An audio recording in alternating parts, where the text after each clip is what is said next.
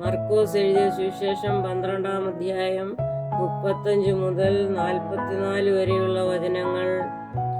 യേശു ദേവാലയത്തിൽ ഉപദേശിച്ചുകൊണ്ട് പറഞ്ഞു തുടങ്ങിയത്: ക്രിസ്തു ദാവീദിന്റെ പുത്രനെന്ന് ശാസ്ത്രിമാർ പറയുന്നത് എങ്ങനെ?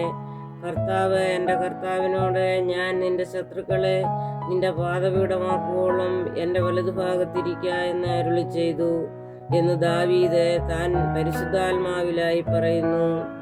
ദാവീദ് തന്നെ അവനെ കർത്താവ് എന്ന് പറയുന്നുവല്ലോ. പിന്നെ അവൻ്റെ പുത്രനാകുന്നത് എങ്ങനെ? എന്നാൽ വലിയ പുരുഷാരം അവൻ്റെ വാക്ക് സന്തോഷത്തോടെ കേട്ടുപോന്നു.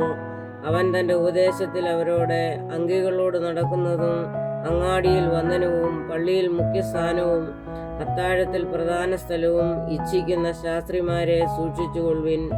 അവർ വിധവമാരുടെ വീടുകളെ വിഴുങ്ങുകയും ഉപായത്താൽ നീണ്ട പ്രാർത്ഥന കഴിക്കുകയും ചെയ്യുന്നു. അവർക്ക് ഏറ്റവും വലിയ ശിക്ഷാവിധി വരുമെന്ന് പറഞ്ഞു.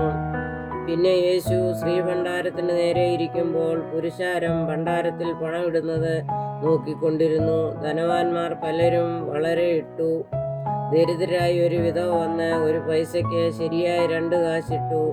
അപ്പോൾ അവൻ ശിഷ്യന്മാരെ അടുക്കൽ വിളിച്ചു, ഭണ്ഡാരത്തിലിട്ട് എല്ലാവരേക്കാളും ഈ ദരിദ്രയായ വിധവ അധികം ഇട്ടിരിക്കുന്നുവെന്ന് ഞാൻ സത്യമായിട്ട് നിങ്ങളോട് പറയുന്നു. എല്ലാവരും തങ്ങളുടെ സമൃദ്ധിയിൽ നിന്ന് ഇട്ടു, ഇവളോ തൻ്റെ ഇല്ലായ്മയിൽ നിന്ന് തനിക്കുള്ളതൊക്കെയും തൻ്റെ ഉപജീവനം മുഴുവനും ഇട്ടു എന്ന് അവരോട് പറഞ്ഞു. ബാരക്കുമോർ.